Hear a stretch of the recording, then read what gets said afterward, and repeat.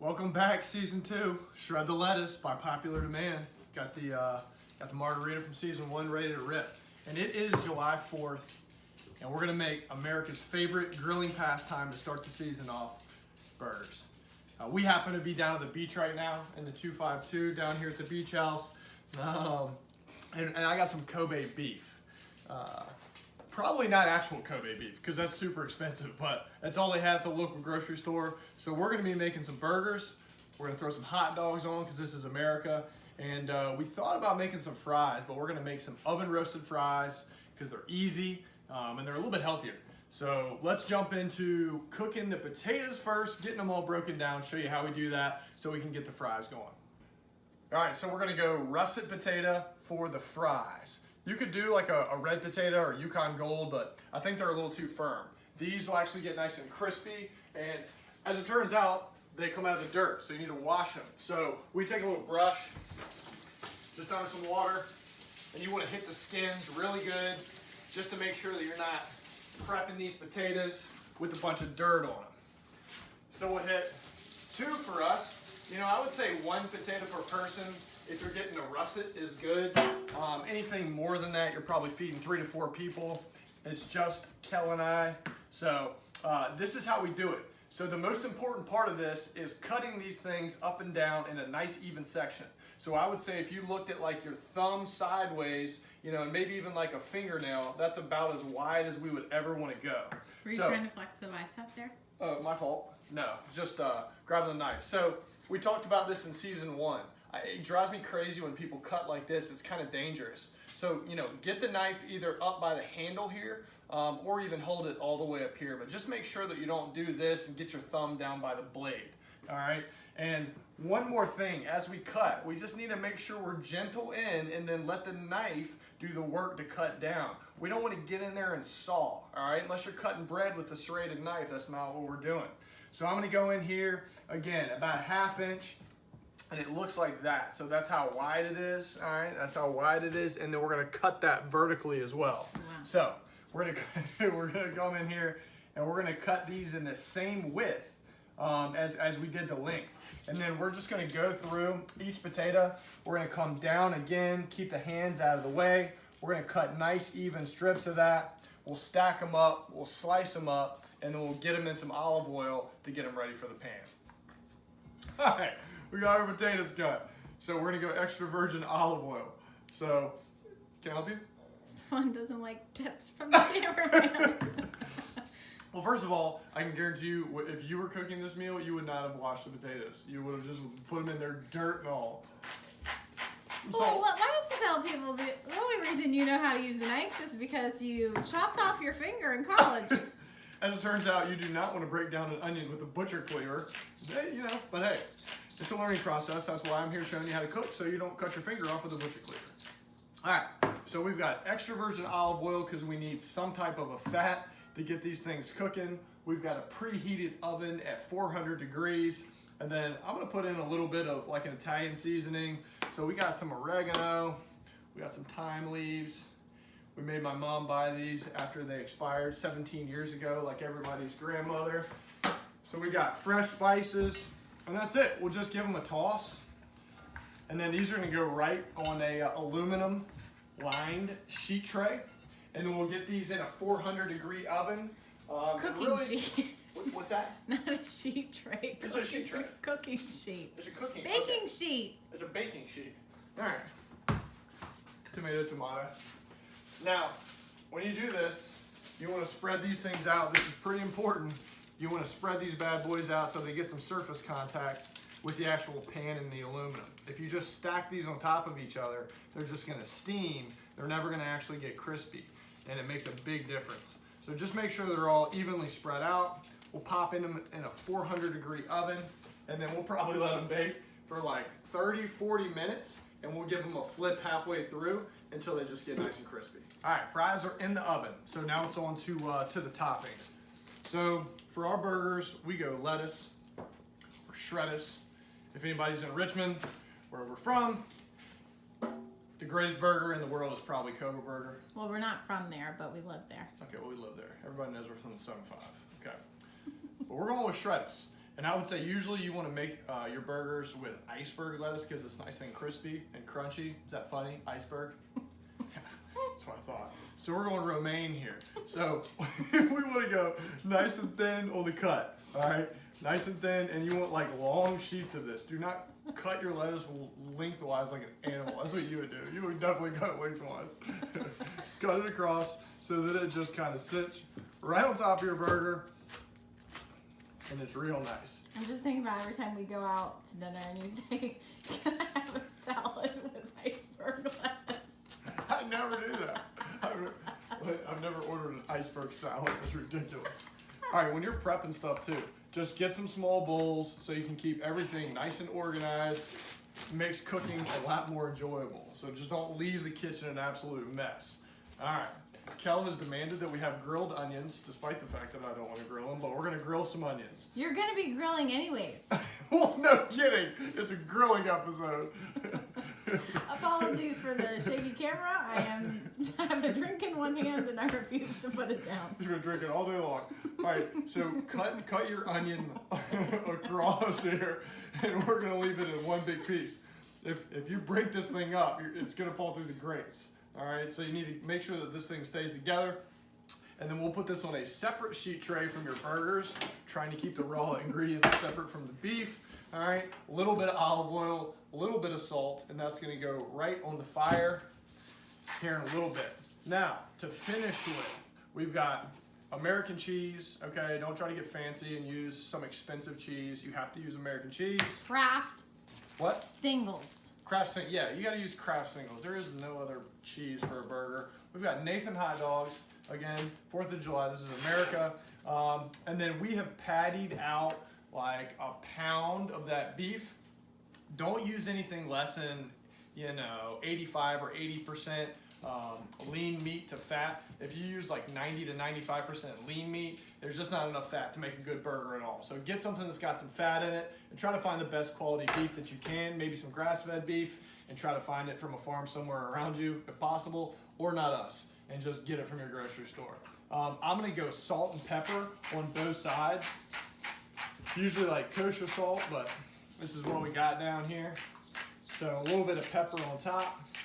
And this will be about 1/4 pound per patty. And don't make like thick patties. This is gross. Nobody likes that. You got to go thin. Again, this is an ode to Cobra Burger that makes the best burger in the world. We're just trying to do something that's reasonably good and close. So patties are prepped. We got the onion ready. That'll all go down to a grill. It's getting hot. All right, time to grill. At the Belle Isle premium cocktail transfusion, best golf drink on the planet right here. Oh. Yeah. Is that too much? I would disagree. Well, I would agree. Belle Isle. Let's go. All right. So we got the grill nice and hot. My preference would be a charcoal grill, but we're gonna go gas today. That's all we got down here at the beach house. So we got this thing nice and hot. All right. We're gonna go ahead and get them on. Over high heat. Oh, wow.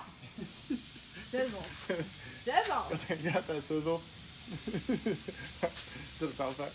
Does it matter which side, if the salt and pepper is on the bottom or the top? No, not really. I like to salt the top and then flip it so you get that hard sear on the salt side. Really, you should probably season both sides of your meat. But, today we got seasoning on one side. It's heavy, so we're good to go. I like to turn this down to just like a medium heat. Just because with that high, once it starts hitting that fat and it gets down there, that's where you'll see those like flare-ups.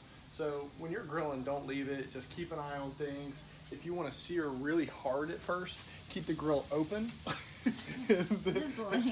And then when you close it, you're going to get that like oven-like effect. So when you're learning how to grill, you need to understand that you've got searing heat from the bottom, and then you've got this like convection heat from the top. So turn it down to medium, close the lid, and then it's all feel from here. But we're probably going to let this thing sear for like 3-4 minutes on one side, open it back up, and then flip. And then we'll keep on flipping until we get to like a little, we like a little pink in the middle of the burger, so nice little medium. And for those of you who are wondering, Kyle is not only just a very mediocre fisher, but he's absolutely a mediocre surfer. the wetsuit. That's right. Back there. All the markings of a real average surfer. We got a quiver. We got a quiver up top with the old local Nulty flex down here. Y'all don't know about it. We got the paddleboard set up. Kyle loves to wear a rash guard every day on the beach. I've never worn it. It's been a long time. We got the paddleboard set up. We got the kayak. This is the beach life. We got Kel's cruiser right there that she bought from the bike guy that literally broke within 12 hours of buying it. So we got to take that back. It just squeaks. All right, but show the people But the it shows the landscaping. vibe. Show the people the landscaping. We've done some work. Oh, Yeah. there's I don't know the about neighbor. we. I mean, I've done most of it. Are you kidding me? Yeah. Did I haul 9 tons of mulch by myself? No, that's true. Yeah, you pretty much did. Just And that's Tanner. Who's Tanner? Yeah. Ooh, it's getting That's the one. close. Oh, hey, what was the score on the cornhole game while the potatoes cooked upstairs? What was that? Was it 21-0? Was it a skunk? Kyle, I had to give you that because you have yet to catch anything in your kayak. It's true. How many times have you taken your kayak out now? About 6. And how many things have you caught? I've caught 0. Yeah. Okay, we just like to keep Yep. Here we go. informing the people. Oh, burgers. Here we Ooh, go. sizzle. Sizzle, sizzle. So when you see that flame, Oh, go ahead. Wow. Give them a little flip. Give them a little flip. Be careful that no small children are present near the hot flames. Not a problem in our world. All right, so we'll let those go for another like 3 minutes, and we'll keep on flipping. All right, then we got that onion. Then we got a little olive oil on. All right, so it's all together. A grilled onion is best. Grilled onion's best. We're also big Five Guys fans. Not Ooh, a Cobra burger, yes. not a Cobra burger, Churchill, but it's close. Oh, So we'll go in the so back. good. All right, and then it's gonna take a long time for that onion to cook because it's got a lot of water in it. So we want to caramelize that, just get it nice and dark on both sides. And you can pretty much let onions go. Check them just like you would the burger, but they'll take a while to cook. And contrary to popular belief, you can put a vegetable on the same surface as meat. And there's no contamination. There's literally never been A lot of said people are before. concerned about that with salmonella running rampant. Well, when you have 1,000-degree cooking surface, you're pretty safe. So burgers have been going probably 7-8 minutes now. We flipped them a couple times. Almost the length of this video. And you can keep it short. That's right. We flipped the onions once. Important, we'll take the onions off and then we'll kind of chop those up when we get in there. So like the texture and stuff is nice. But from here, we'll actually pull these off. As you will see, Oh, that's why you got to go. This is grilling etiquette number 1. Oh. All right, What's you got to go. You got to go sheet tray or whatever you want to call this with a raw meat. it's a or cookie sheet or a baking sheet? All right, baking sheet. We're not going to touch that again. And then that's where we put the onion and all the stuff that doesn't have meat on it. Now, here's 4th of July. Happy birthday, America. Whoa. The neighbors are getting it popping across the street. All right, so we're going to pull these burgers off here. Don't cross-contaminate people. No cross-contamination at all. All right, we're going to slide these onions off. Those are super well done burgers. Those are not at all. They're perfect, like everything else I've ever cooked. All Very right. brown. And then from here, this is when you just want to get your cheese out. You want to go ahead and get your cheese out. And Don't put it on the grill. don't put it on the grill because it's going to melt off and you're going to lose like half your cheese. Oh, look at So it. you don't want to do you don't want to do that. So you want to go in here and then you want to boom. And look at it, it's already melting, and now we have a perfect American. Wait, why are we doing 2 hamburgers, 2 cheeseburgers? Because we got leftovers. What you Who know about leftovers? wants a hamburger? What? I want a cheeseburger. Well, we have 2 cheeseburgers and then 2 hamburgers, and then when you heat those up tomorrow, you throw the cheese on, just like we did now. Pro tip. Pro Pro tip. tip. Burger. So as we have said before on this show, yeah, we got to go Duke's Mayo. Homemade Richmond, it's the best mayo in the game. It is non-debatable. Mayo on top. All right, there we go. Not now, Hellman's. not Hellman's. If you eat Hellman's, God, you just don't get it. So we go a little bit of grilled onion right on top of the burger. Then we come in. I'm gonna go for a little mustard. Some people are mustard fans. I'm a big mustard fan. I don't want any fancy mustard. Yeah, I'm just gonna go right on top. Usually I like a little bit of ketchup. We don't have any down here, so. We absolutely do.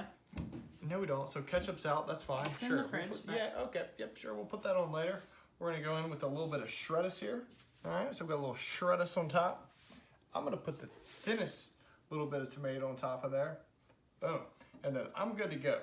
Gross. That's it. That's it for Terrible me. burger. That's an incredible burger right there. One of the If you best like in the no game. flavor, If you like the maximum minimal flavor. condiments, extra That's it. dry. Okay, all right. So we've got these fries that are oven roasted. Okay, they're crispy. We've got those guys out. Now I'll tell you this.